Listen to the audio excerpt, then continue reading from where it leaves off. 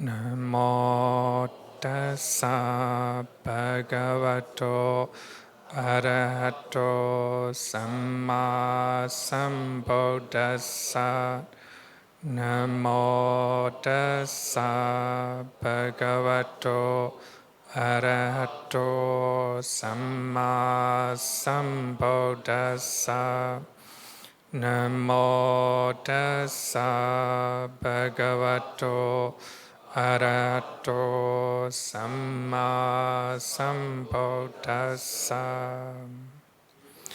Good evening, everyone.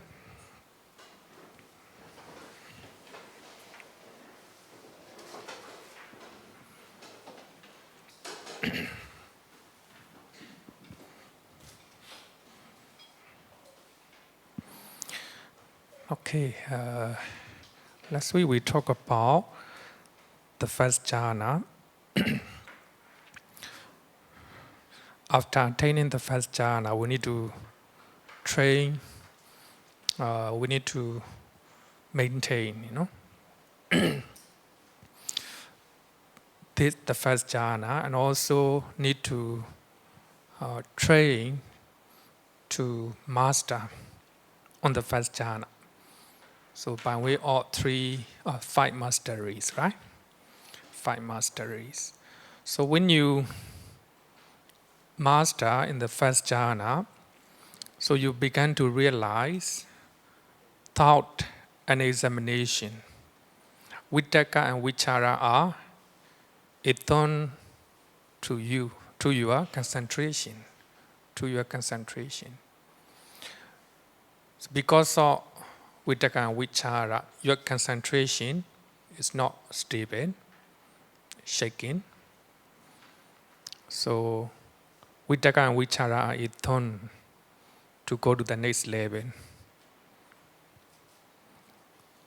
For one who has attained second jhana, thought and examination have ceased. So you need to overcome this step, vitakka and vichara. So before you attain jhana, vitakka and vichara need to function. So that means when the mind go away, then vitakka bring the mind to the meditation object, right? Then vichara trying to hold the meditation object, stay nearby, especially grasping your meditation object. At first, you are in breath and out breath. Later, your breathing will change into nimitta. Bright, at the beginning, it may be a gray color. So when your concentration is powerful, then it became white color. Later, it became brighter. So nimitta can be a different form according to individuals, right? So the vitakka trying to bring your mind to the nimitta. Then vichara trying to stay nearby and hold in nimitta. Just like if somebody who drive bicycle. So at the beginning, holding, handle, family, right? So during the first jhana, so vitakka actually is the automatic movement. Actually, the mind is moving, to the meditation object. That's vitakka. Even we cannot call thought, right? So actually, I follow Bhikkhu Bodhi translation in the suttas. But when we go to Abhidhamma, so we don't translate thought, initial application. Initial application of the mind to the nimitta. So the mind, automatic moving like that, right? Like that. Then vichara, sustain application. So vichara sustain to stay near the meditation object, trying to hold the meditation object. Right? Just like somebody who is holding a bicycle handle, right? So you need to be very careful. So if you cannot hold bicycle handle, then you might fall down, right? Similarly, when somebody attains the first jhana, so need to grasp or hold your meditation object. So the more you master you at the first jhana, the more you realize automatic movement, movement itself is moving, right? And holding also a kind of create instability, stability. It's just like holding a cap, right? So when you are holding a cap, then you might think that is stable, right? But when the hand is shaking, the cap will be shaking, right? So therefore, you begin to realize automatic movement of the mind, that's vitakka, and holding an object or grasping the object is a vichara. You can even translate as a thought and examination, So you begin to realize vitakka and vichara are a danger for your concentration. So if you cannot hold tightly, then you might fall down, right? That means you fall down from the jhana. So for that reason, you need to increase your mindfulness and concentration to go to the second jhana. Going to second jhana means you need to overcome vitakka and vichara. So when you are clever in riding a bicycle, later you don't need to hold the bicycle handle, Without holding, you can ride, because you're confident, right? You're clever and also confident. You don't need to hold the bicycle handle, right? So that's the nature of second jhana. So let's see what the Buddha taught in the suttas. With the subsiding of thought and examination, in other words, automatic movement. Actually, the mind is moving to the meditation object. Nimitta. So, holding the nimitta. So, vitakka and vichara, subsiding vitakka and vichara, he enters and dwells in the second jhana, which has internal placidity. So, this is the nature of second jhana. Internal placidity, in other words, some people translate as the internal confidence, Somebody who have a confidence without holding a bicycle handle, They call it handle, right? Bicycle handle.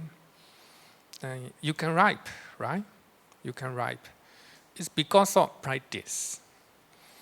So when you watch some of the bicycle maybe professionals, so they're very clever. Without holding the bicycle handle, they ride and they even turn, move their body and the bicycle turn, right? Like that. Internal placidity means because you're clever, the nature of vitakka and vichara by that time, so you have a full confidence. Because of that, you can let go, holding your nimitta, right? Holding your nimitta.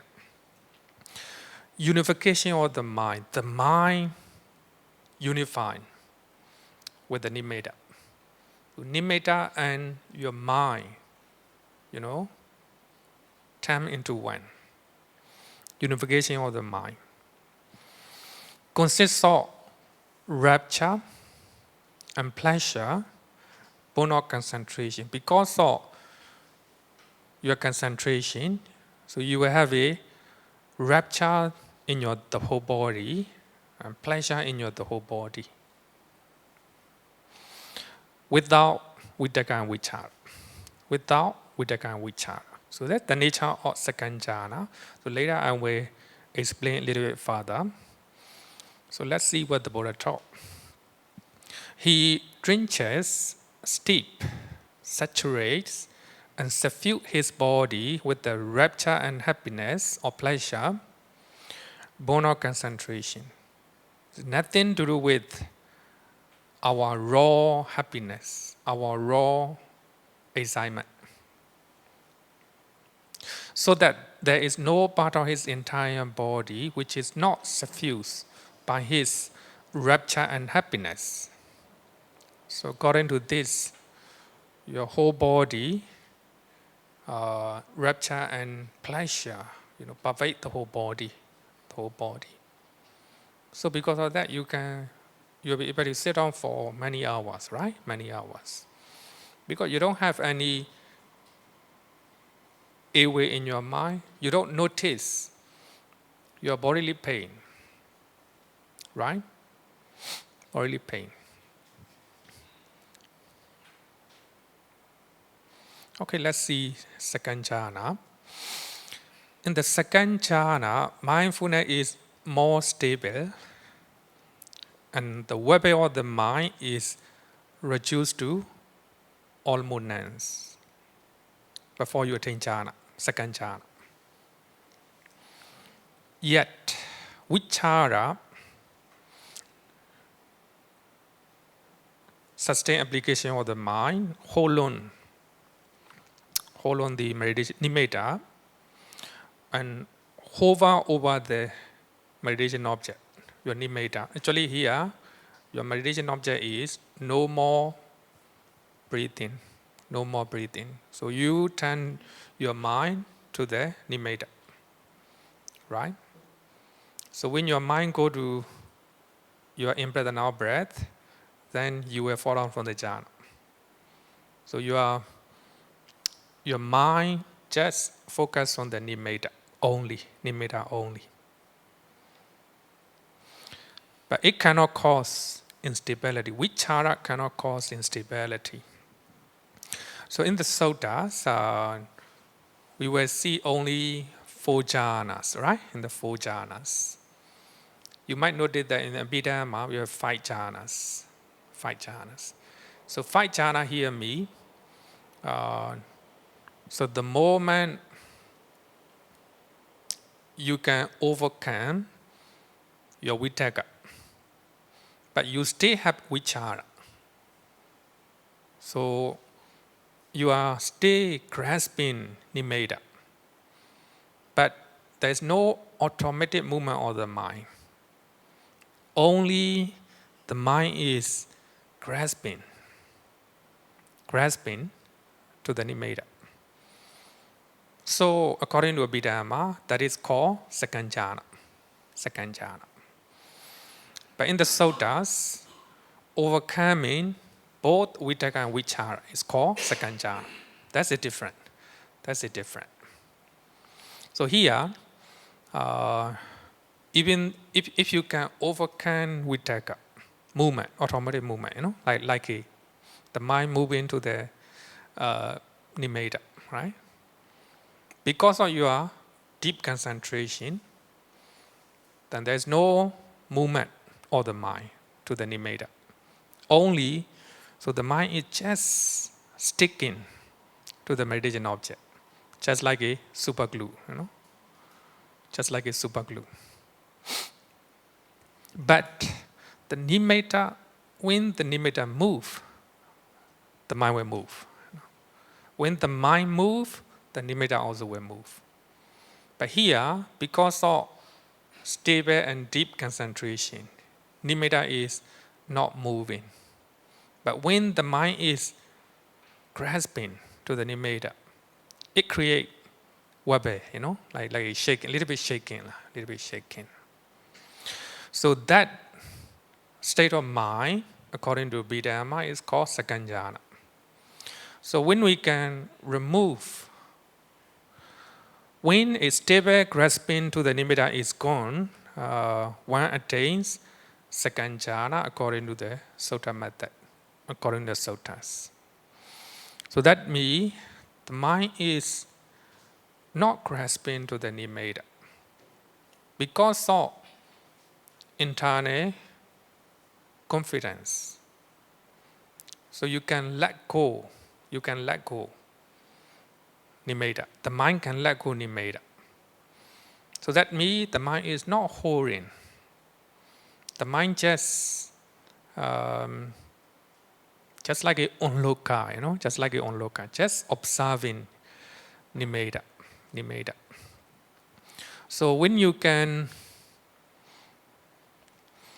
if settled grasping to the nimitta is gone, so one attains second jhana. Even though I show grasping, not like that. Very subtle, very subtle, right? So therefore, I quote Ajahn Brahm, he gave a very beautiful simile. Vichara is just like a hand holding a cup. Maybe let's consider as a cup, just like a holding a cup. If we hold a cup with the hand, however we trying to stabilize a cup, the hand will shake, right? The hand will shake. The more you grasp, the more nimitta will shake. So therefore, the meditator began to notice the danger of vichara. In the first jhana, because of vichara, grasping nimitta, then you have a stability of the mind, But when you are master, when you are clever in the first jhana, so you begin to realize the danger of vitakka and vichara. So here, if we are holding a cup, however we trying to stabilize a cup, it will shake. So if we are holding a nimitta, if the mind is holding the nimitta, then the mind will move, right? The mind will move. So here, a cup is similar to a nimitta, right? Nimitta. So the mind, similar to the hand. So when the mind shake, the nimitta will shake, right? Nimitta will shake. So therefore, holding a nimitta with the mind is a danger for dropping from the jhana, right? So therefore, you're trying to increase your mindfulness and concentration again. Then when you are clever, then you can let go nimitta. So you just looking, just like a onloka, just looking nimitta. Then in that way, the mind became relaxed, then the mind became more stable. Because of that, nimitta does not move. So nimitta is just, stand still, just like a very stable rock mountain, right? So that is the second jhana. That is the second jhana. Okay, any question? Here.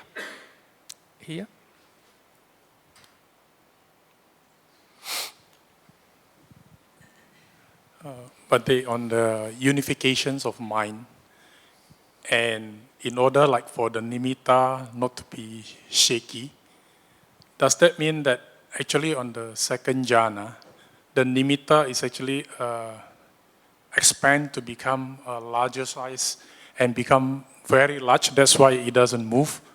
And then our mind is basically become part of the nimitta so that it doesn't shake. Is it something like that, the understanding? So that means the mind is like being part of the nimitta itself? The mind, not part of the nimitta. Actually, the nimitta is creation of the mind, right? It's a result of our concentration. So when the mind is not holding or not grasping the nimitta, then the mind and nimitta become maybe just like it become one. When it doesn't mean they combine. No, it doesn't mean. So the mind know the nimitta. So because of stable mind, nimitta is not shaking. So regarding with how to say, trying to enlarge nimitta, it depends on the individual. So you can try whether you want to, but in the case of anapana, I think better not to enlarge, or maybe make it smaller. In the case of breathing meditation, but when you practice kasina meditation, then you can enlarge nimitta, or you can make it smaller one. Okay. Any question?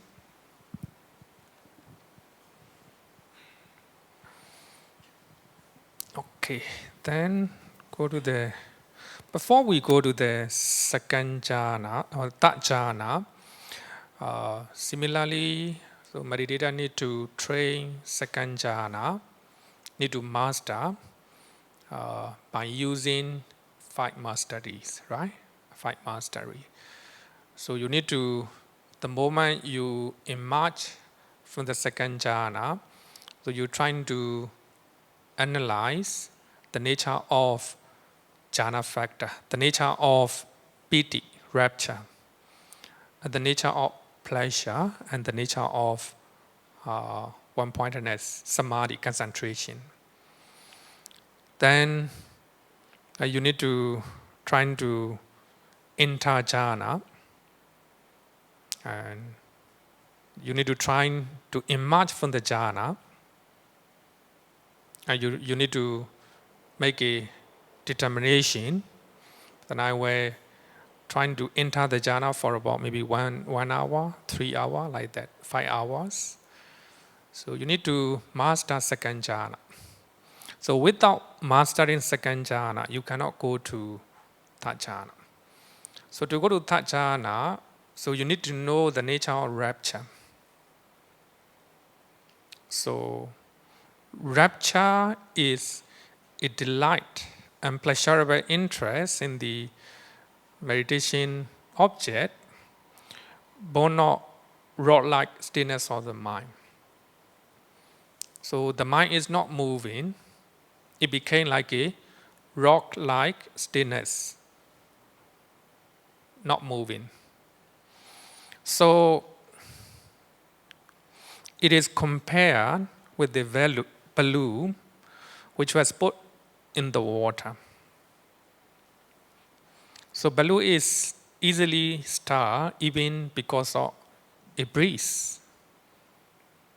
So the more you master second jhana, you begin to realize the nature of rapture. The nature of rapture. So you stay enjoying, your nimitta or your concentration.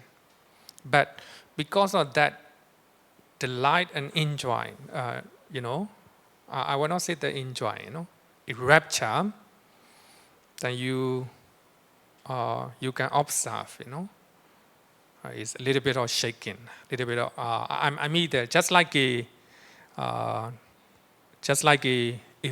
balloon, even it's slightly bleeds, the balloon is moving. So when you go to the deeper level of second jhana, So you begin to see the danger of such type of, rapture in your mind. So that rapture can cause instability or nimitta. So therefore, uh, rapture is ithon to the third jhana. You begin to realize. So let's see the second jhana, what the Buddha taught, according to what the Buddha taught from the suttas. With the fading away as well as all rapture, so that means you need to overcome rapture, not to have a rapture in your mind because of meditative bliss. So that can cause instability or the nimitta. And he dwells equanimous. So that is very important. How do the mental state in the third jhana, and mindful and clearly comprehending. He experiences pleasure with the body. So here you can see that the moment you attain third jhana, you no longer have rapture in your mind, but you have you are still experiencing pleasure with the whole body. So actually, in normal time, rapture and pleasure cannot separate.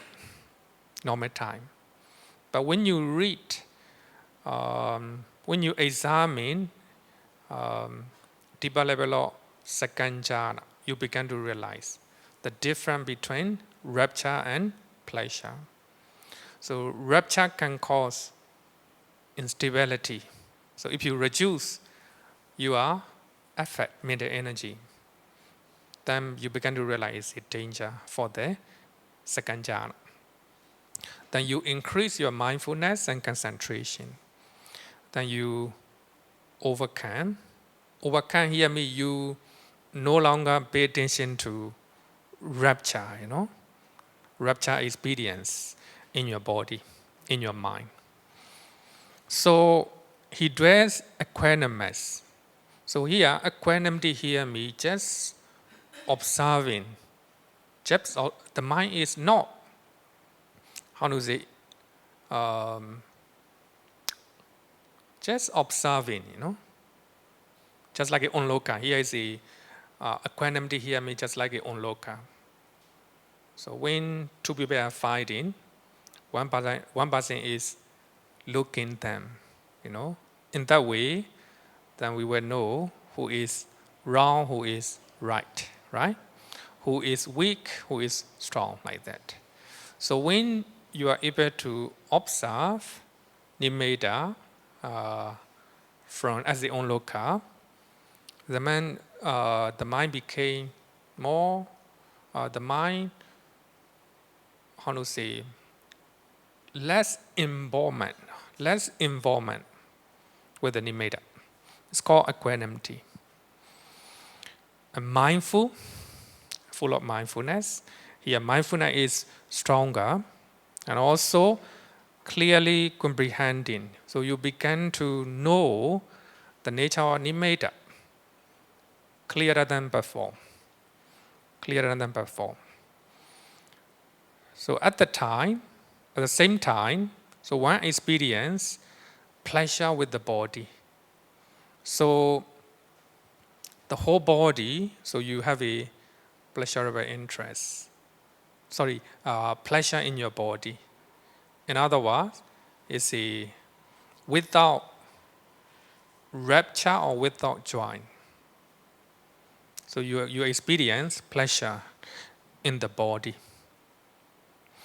So the Buddha gave example. He enters and dwells in the third jhana, which the Noble One declare he is equanimous, mindful, one who dwells happily. So here, the nature of equanimous, normally, so when we involve with the society, normally our mind will be shaking, right? Shaking. So when we stop involvement, just observing society, then the mind is not moving. So the mind, we know, the nature of society better. Here also, in the third jhana, the meditator trying to stand still and just observing nimitta. So at the same time, so you have a more mindfulness and you experience pleasure in your body, So that's the nature of third jhana. So regarding with the pleasure, pleasure, sukha, and rapture are close friends. So their nature is inseparable in the first three jhana. By closely associating with the piti, sukha may bring back the mind to the third jhana, So therefore, pleasure is it turned to go to the next level. So that means the fourth jhana. So here also, when you master third jhana, so you begin to realize the danger of pleasure. So when the mind is experiencing bodily pleasure during the third jhana, then you might fall down to the second jhana together with the rapture. So here, pleasure, bodily pleasure, and mental pleasure is a close friend to rapture. So when you reduce your effort, your mindfulness, your concentration, you might fall down to the second jhana. Because of that, you're trying to ignore the pleasure experience of your body. So just trying to observe nimitta. So you became like a more like a onlooker. So in that way, your mind is more concentrated. So let's look at what the Buddha taught in the suttas. In the out breathing, is a turn to the fourth jhana. For one who has attained the fourth jhana, in breathing and out breathing has ceased. So here, even the mind is so concentrated, the mind is so stable that even in breath and out breath have a problem. So actually the mind is just observing nimitta. Then when you have in breath and out breath, then it can cause, falling down from there, your concentration.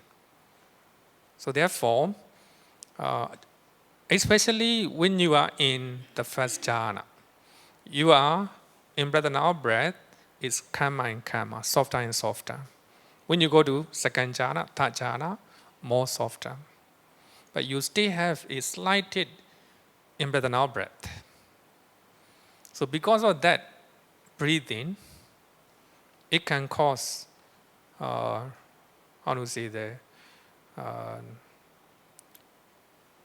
lessening of your concentration. So it can reduce your concentration, your mindfulness. So therefore, then you stop breathing.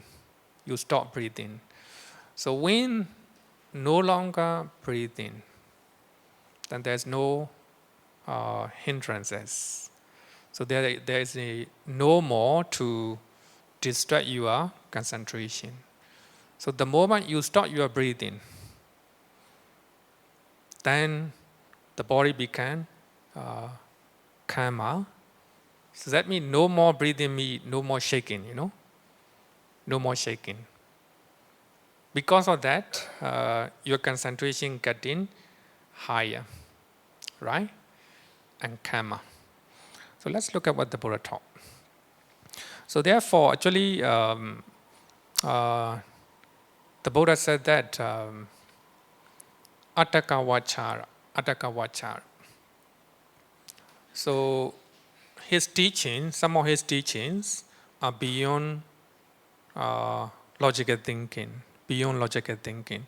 So therefore, in Kalama Sutta, so you cannot measure something with the logic, with the logic.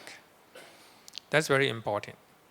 So here, in the fourth jhana, so when you are stay breathing, so that means even that breathing can cause dropping from your jhana, right? Dropping from your jhana. So even in the first jhana, when you are in the first jhana, when you have, the perception of in-breath and out-breath, it can cause instability of the mind. So even during the first jhana, the mind should be in the, focusing on nimitta, right? But here in the fourth jhana, so when you stop in-breath and out-breath, then there's no hindrance to your concentration. So therefore, we can understand that some of the teachings of the Buddha are beyond our knowledge. So in the Kalama Sutta, so the Buddha said that we cannot examine, we cannot judge based on logic, right? So according to medical science, illogical, right? No logic. So if you no longer breathe, you will die, right? According to medical science. So here, if you are breathing, that is a danger for your concentration, for your samadhi. So therefore, when you want to attain the fourth jhana, you need to stop your breathing. Last week, one meditator approached me, then he no longer have a breathing. Breathing here me, he no longer have perception of breathing. Then I told him to be mindful and observe nearby. So when you are in-breath and out-breath is tranquilized, you need to make more mindfulness, more mental energy. Then if you are making a deep breath, that means your concentration is distracted. So therefore, so when you do not notice your breathing, be careful. Do not make it intentionally, to breathe in and breathe out. Just observe, just keep your mind nearby.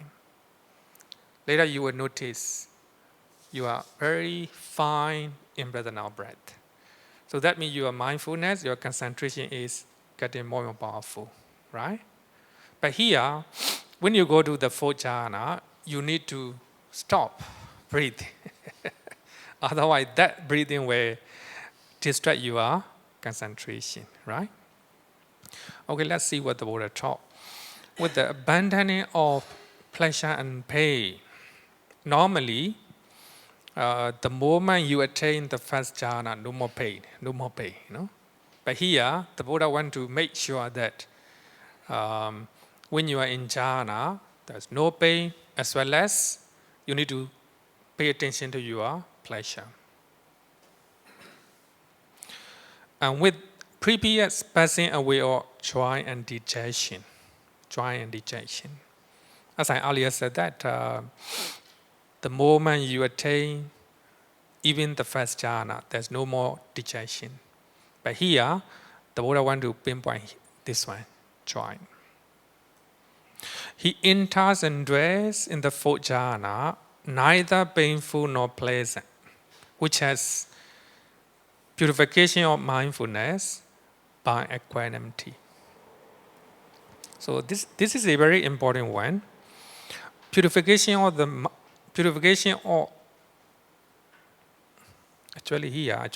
is purification of the mind.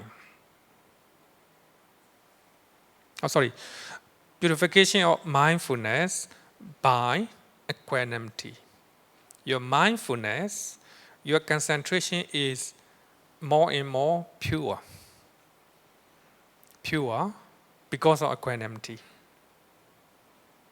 So, as I earlier said that, I will give you a simple example. Two football teams are playing, Manchester United and Arsenal. So when you support Manchester United, then you're not onlooker.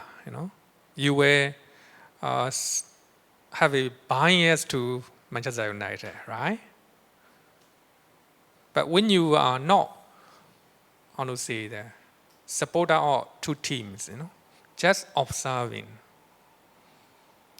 which team is better and which player is more skillful, which player make more effort, more sincere to give their effort, like that, right? There will be no bias toward two teams, right? Just you observe from as the onlooker, as the outsider. Here also, so when you are observing without involvement to the nimitta become higher or brighter. Nimitta became bigger and bigger. Here, bigger and bigger. No need to enlarge intentionally. Nimitta will become brighter and brighter. It became bigger and bigger. How to say that? The shining, how to say the brightness of nimitta will be shining, the whole body, the whole body. So because of equanimity, there's no involvement with the nimitta. So the Buddha said that he sits suffusing his body with the pure, bright mind, so that no part of his entire body not confused, not suffused or touched by a pure, bright mind. So here, your mind and nimitta is just like a one. Actually, they are not one, The mind is looking, observing and looking, nimitta. It stands still. So because of mindfulness, purifying by equanimity, so the nimitta became brighter and brighter. It became bigger and bigger. Then look like, so that bright nimitta cover your whole body. So here the Buddha said that no part of his entire body not suffused or touched by a pure bright mind. Actually, the mind do not have bright light. The mind do not have bright light. Only the nimitta created by the mind. So because of bright mind, because of pure mind, so that create so material phenomena, we call it material phenomena born of the mind. Because of the bright mind, the purity of the mind, so your nimitta getting brighter and brighter, purer and purer. So it became bigger and it covered near the whole body. So the Buddha said that no part of entire body is not suffused, not touched with the pure bright mind. So the mind is not bright. Here, bright here means pure and the purity of the mind. The pure from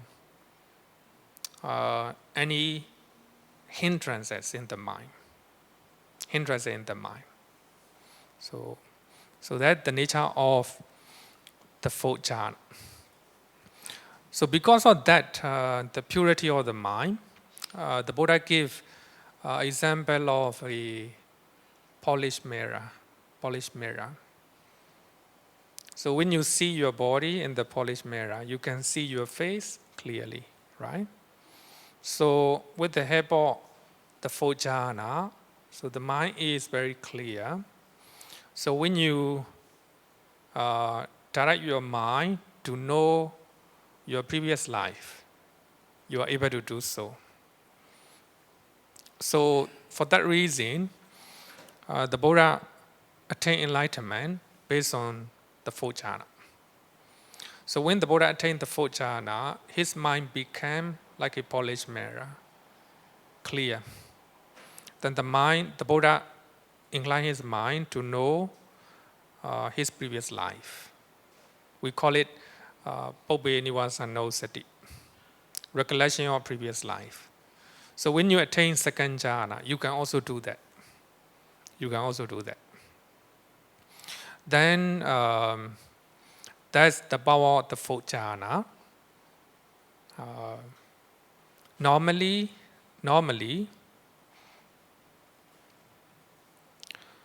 Samma Samadhi, right concentration, is defined with the fourth jhana. So here, we call it Rupa jhana, fine material jhanas. So material or matter, very fine, like a nimitta. Actually, nimitta is not an actual matter. It's the image of the mind, created by the mind. We call it panyati. Fine material jhana can be attained by using more refined meditation objects, like a bright light, nimitta, or the art casino. So therefore, we call it Rupa jhana. Rupa means material, not a normal material. It's a fine material, just like a bright light, right? Bright light.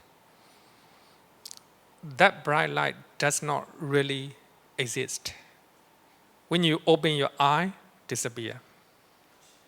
It's reflection of your deep concentration, created by the mind. So the mind just look at that creation, that reflection of the mind, nimitta, right? Okay, any question? Yeah.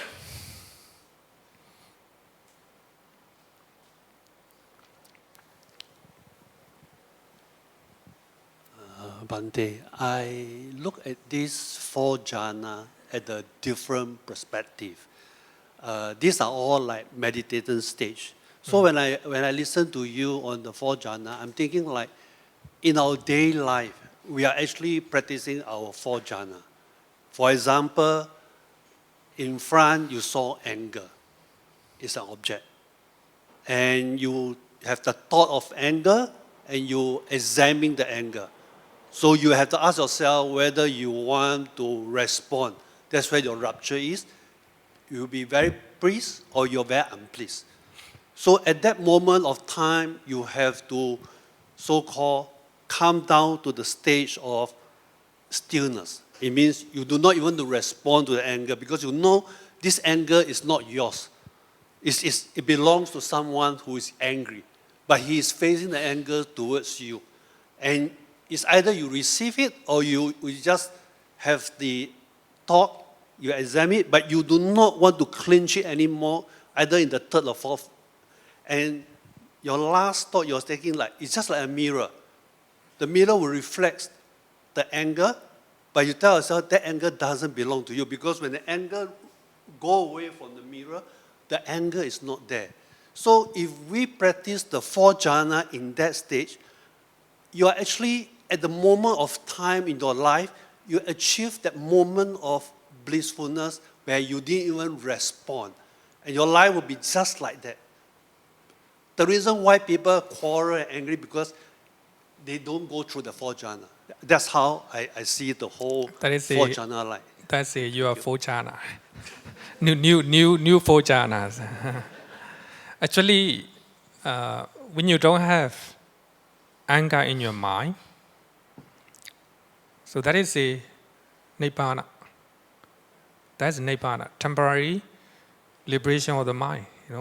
The mind is liberated from anger because of your mindfulness, because of your clear comprehension. You know that somebody is throwing at you with the anger, right? So you are mindful. Then you're not responding the same way, right? So there's no anger in your mind. So actually here, Nibbana here means extinguishment of fire. Three types of fire. Lobha, greed, attachment. Dosa, hatred, anger, ewe, right? And moha, delusion. Delusion means not knowing the reality, right? So in this moment, if you don't have anger, even though you are confronted with the angry person, that's not a jhana. It's we can call it even vipassana, right? So with help of that vipassana, then you don't have any anger. Your anger is extinguished, cease. That's a Taringa Nibbana, the extinguishment of fire at that particular moment, right? It's not a jhana. Higher than jhana, higher than jhana. Actually, the aim of jhana is to know the real nature of our mind and body. Later I will talk about this. So now you are even higher than jhana. Okay, here question.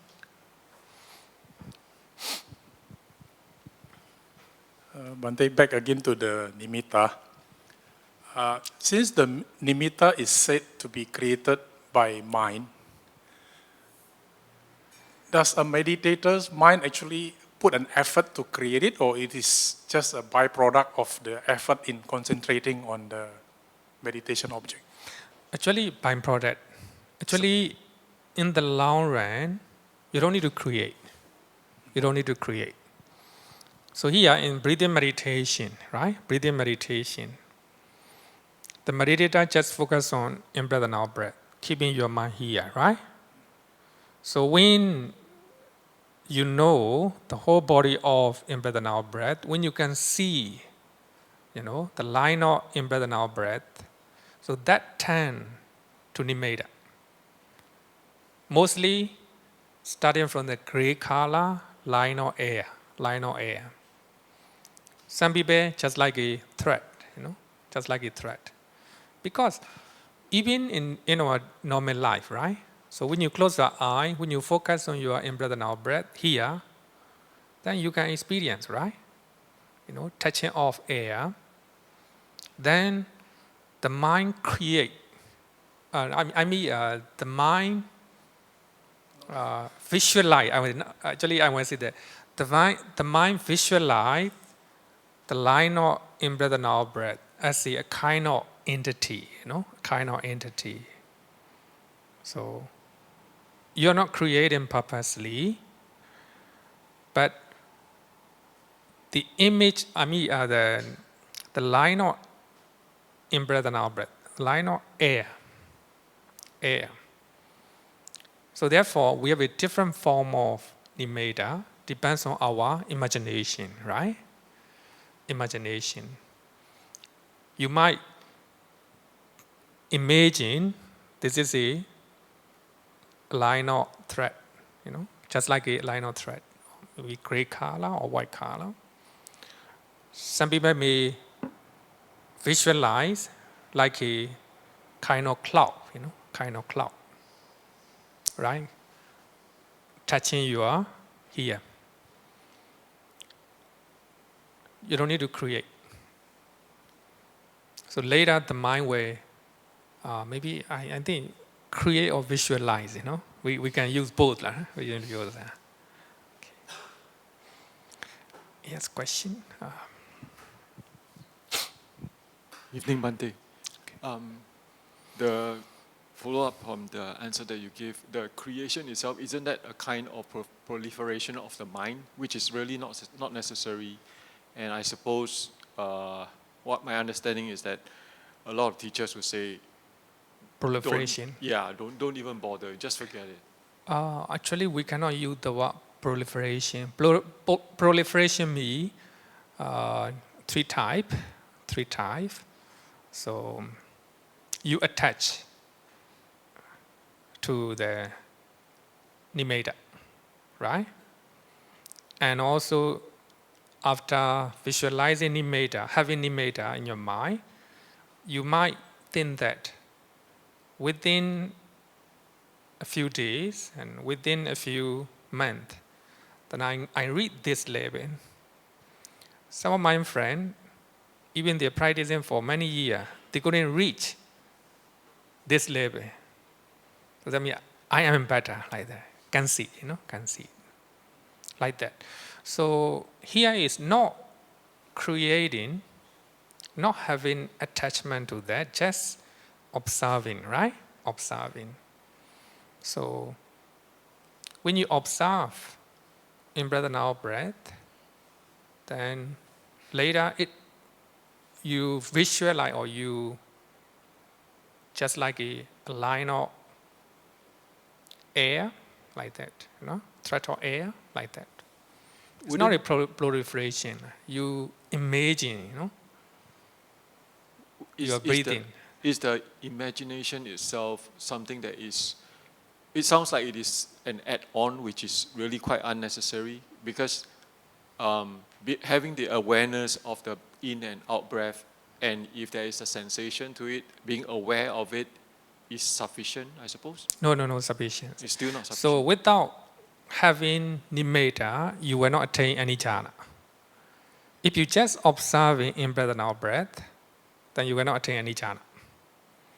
So when your mindfulness and concentration is deeper, then you later, actually in the Satipatthana Sutta, we have a 4 level, right? And long breathing, we need to know. Short breathing, we need to know. Then you need to know the whole body of your breath. So that means you need to know you are in breath and out breath clearly. Just like looking with your naked eye, right? So that is it. So that in that level,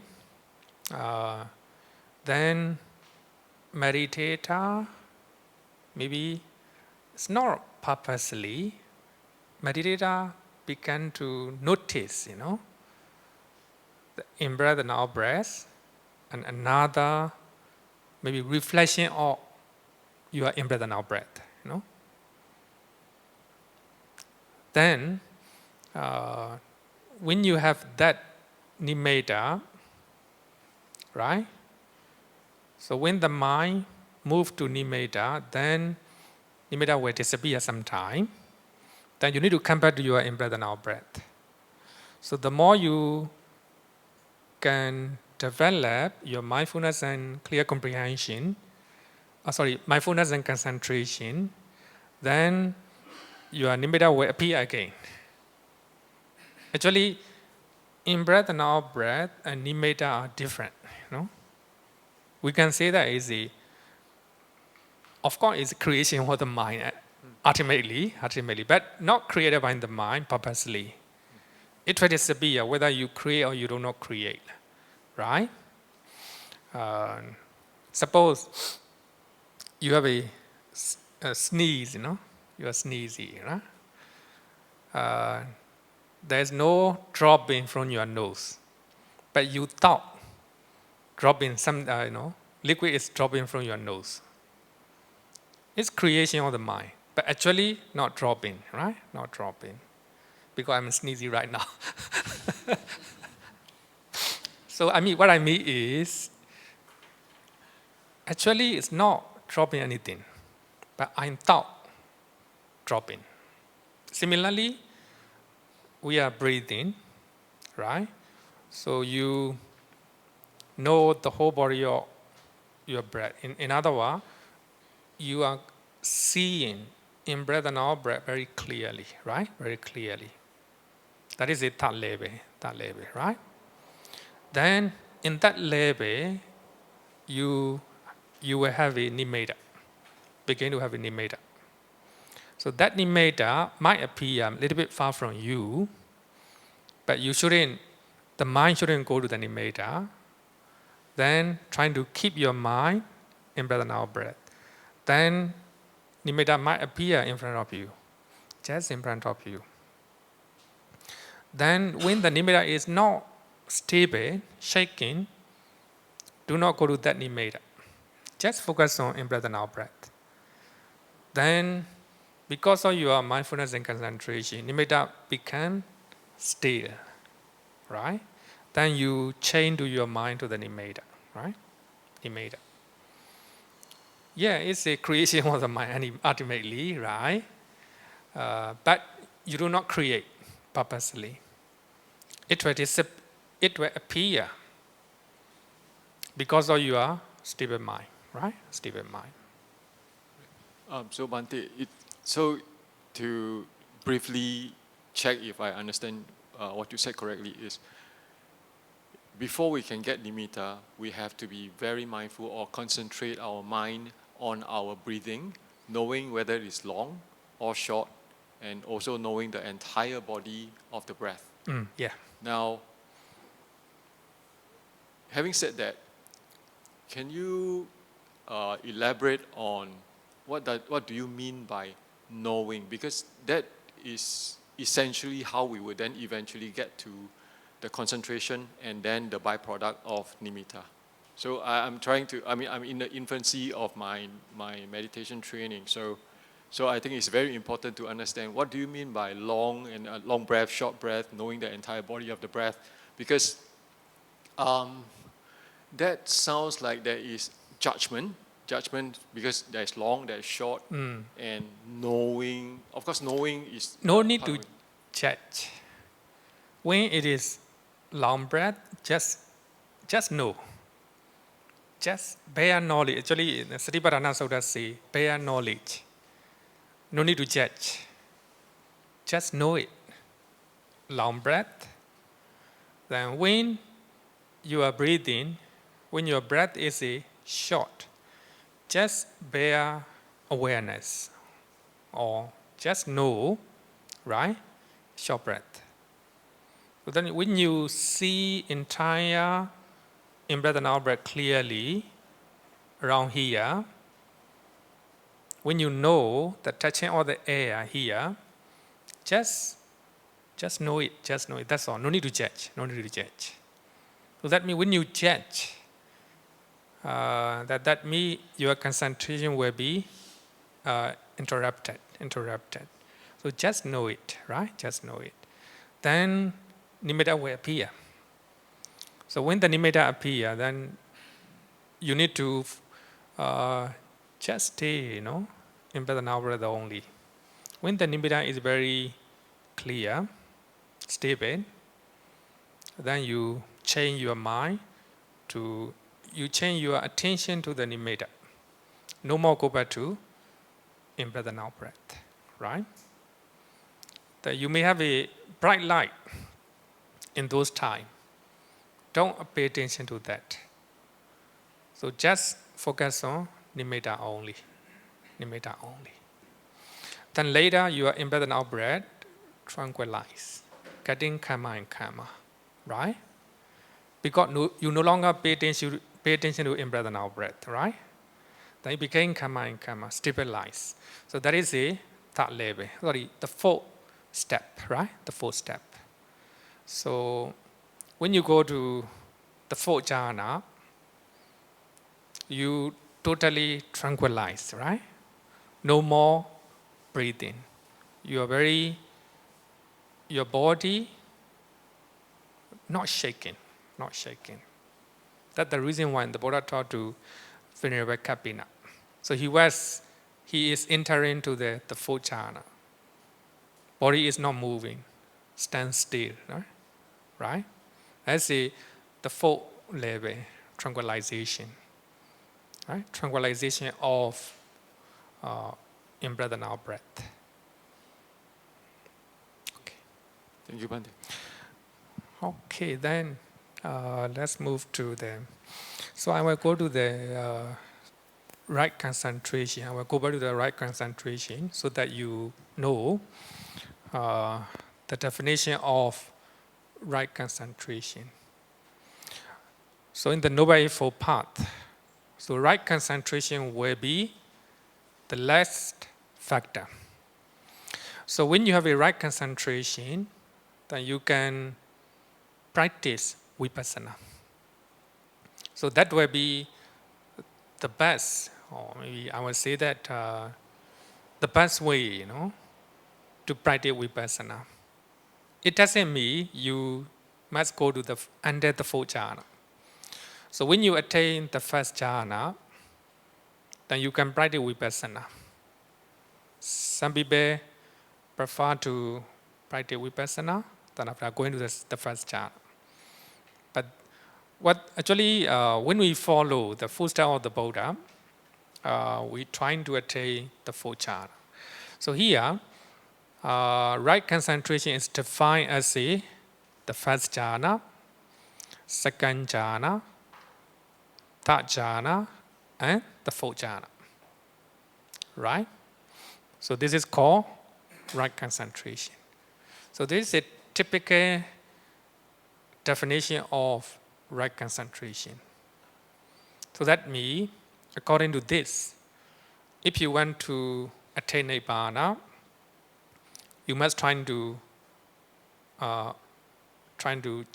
achieve fourth jhana, fourth jhana. But according to some suttas, many suttas, you don't need to practice all the four jhanas. So when you attain the first jhana, then you emerge from the first jhana. Because of that concentration, then you will see the nature of your mind, the nature of your body. So knowing the real nature of your mind and body is called vipassana. So with the help of that vipassana, you will attain enlightenment. So when you attain enlightenment, in other words, full understanding of your mind and body, that your mind no longer attached to your body and your mind. That's called liberation. So therefore, here I will quote what the Buddha taught.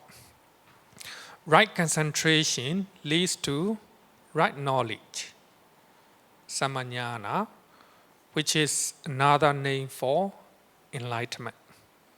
So that means the product of your vipassana. So after you attain the fourth jhana, you emerge. You need to emerge from the fourth jhana. During the jhana, you don't know anything, You cannot practice vipassana. So jhana, we call it samatha, tranquility or serenity of the mind, Then you need to emerge from the jhana. Then you observe the nature of your mind and body, material phenomena and physical phenomena. Mental phenomena and physical phenomena. Then, because of your concentration, deep concentration, you will know how mental phenomena arises and passes away, how physical phenomena in your body arises and passes away. So impermanent nature of mind and body. That's called enlightenment. Enlightenment is right knowledge. So when you have a right knowledge, leads to right liberation. So which is another name for Nibbana. Actually here, the Buddha just said, this is my addition. How to say? I added this one. So here, right concentration, the Buddha said that right concentration will lead to right knowledge. So right knowledge will lead to right liberation. So here, right liberation here means Nibbana. So as he said that, his mind is liberated from anger. That's Nibbana. That's Nibbana. So even though you are confronting with disgusting person, angry person, you are mindful, clear comprehending, right? You're not angry. You may respond to that person, but without anger. So your mind is liberated from anger. So that's called right liberation. That's called Nibbana. So Nibbana literally means extinguishment of fire, three fire. So anger is one of them. So your anger is extinguished. That's Nibbana. So that means your mind is liberated from anger. That's liberation, vimukti. So vimukti and Nibbana are the same. So vimukti is synonym of Nibbana. Nibbana. So that's the reason why we are trying to practice to attain jhana. So when you attain jhana, it's clearer to see the real nature of your mind and body. Even now, we study the nature of mind and body, especially when you study Abhidhamma, you know much better, right? Much better of your mind and about physical body. So you know the nature of your mind and body in theory. Even knowing in theory will help you a lot, right? But you need to have your actual experience. So you come out, you emerge from the jhana, you observe your mind, your physical body, then you begin to realize. So physical phenomena in your body arises and passes away. You don't need to use microscope. Your concentration is your microscope. So you will know by yourself. So knowing the nature of arising and passing away of physical phenomena in your body, mental phenomena in your mind, then it's called vipassana. So when vipassana is deepened, then you have enlightenment here, samanyana. So because of that enlightenment, you clearly and vividly know that mind and body is arising and passes away, impermanent nature of mind and body. Then your mind will be liberated from attachment, hatred, delusion, right? Delusion. That's enlightenment. That's liberation of the mind, right? Liberation of the mind. Okay. Then now let's talk about, okay.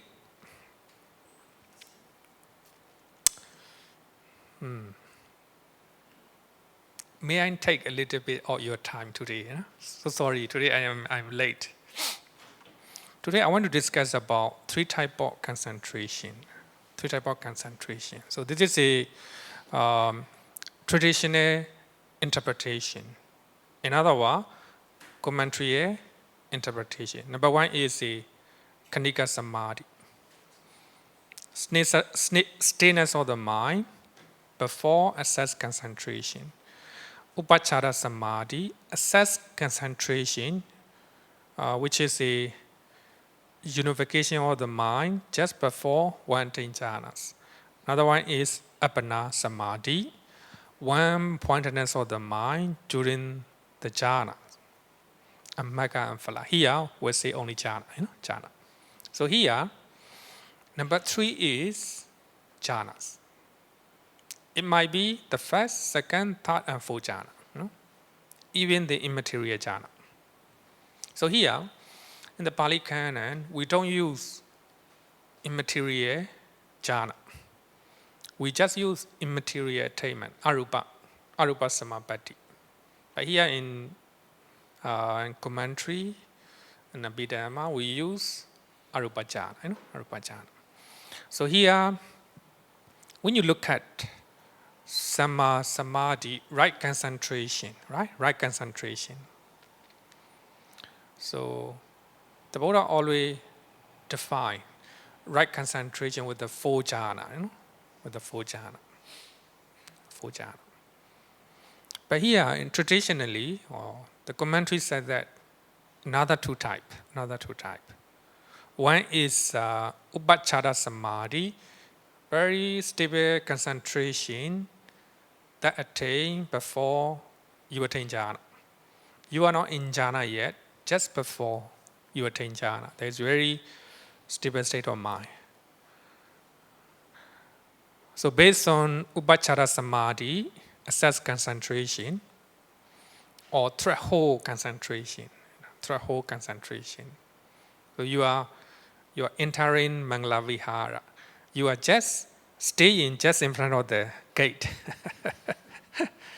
You're about to enter, but you're not in our temple yet, MV yet. But you're very close, right?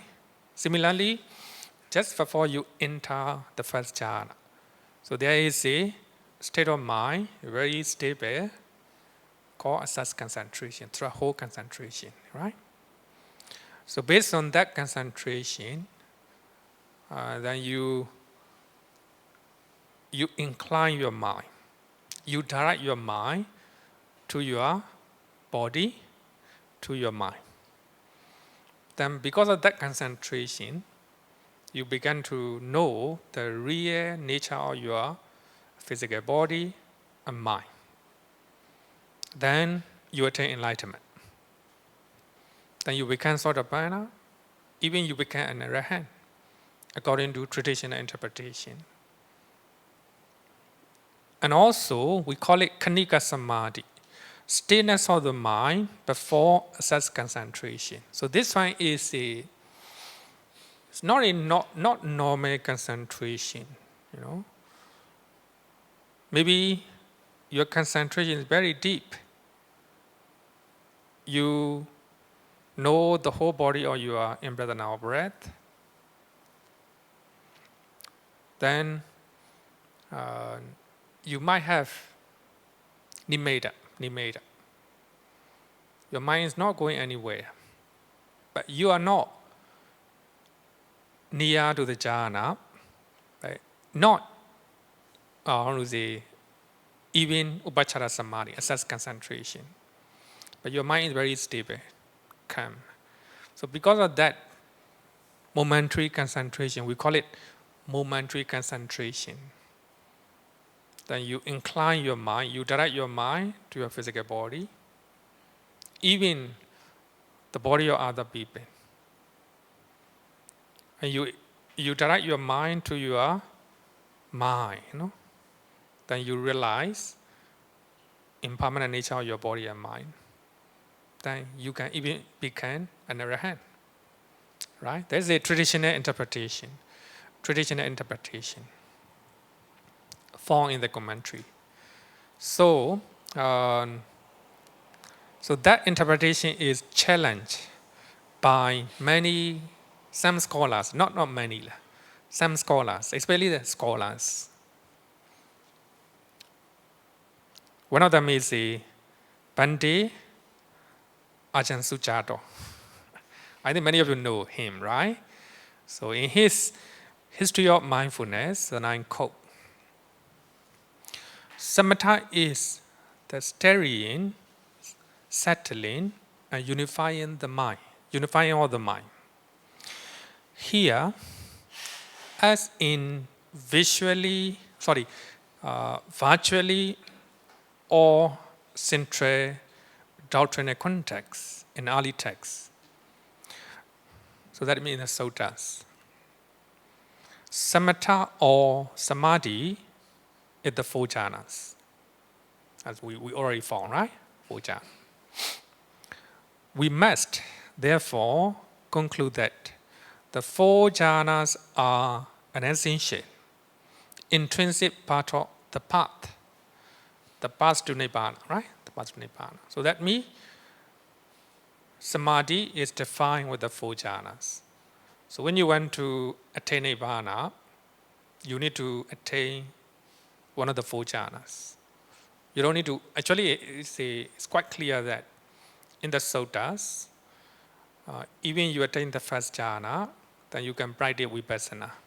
You don't need to attain third, fourth, like that, right? At least one of them, right? One of them. It is necessary to mention this, however, I quote, for anyone who persists in the very common practice of interpreting early texts on samadhi in terms of the commentary idea of assess samadhi or assess concentration, or momentary samadhi, khanika samadhi, momentary concentration, will certainly misinterpret the present work, and I believe will also misinterpret the suttas. So that is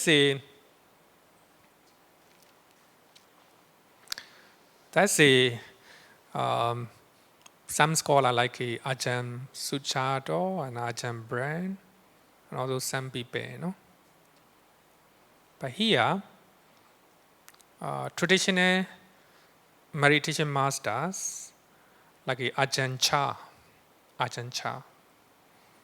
and also many meditation masters from Myanmar, and they don't buy this idea, They don't buy this idea. They follow traditional interpretation. Even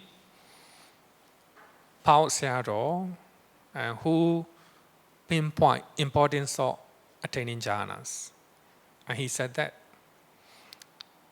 So we can become an arahant or sotapanna by practicing based on momentary concentration, which is the the lowest level of concentration among the three, right? Among the three.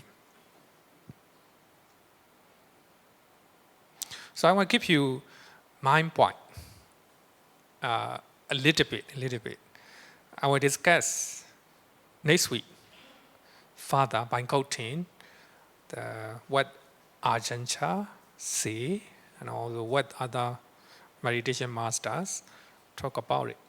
I think it's important, and also I quote some of the suttas, right? So here, there's my point. Oh, my battery is very low. Just normally, right concentration is defined with the four jhana, 5 material jhanas, rupa jhana. Okay, I think I will discuss this one later because we going to finish. Any question? Maybe if you want 2 questions. I will discuss this one later.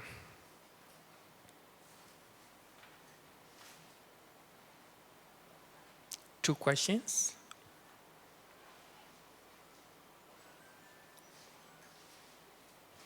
Okay, here, one more. Maybe I will stop my recording because battery is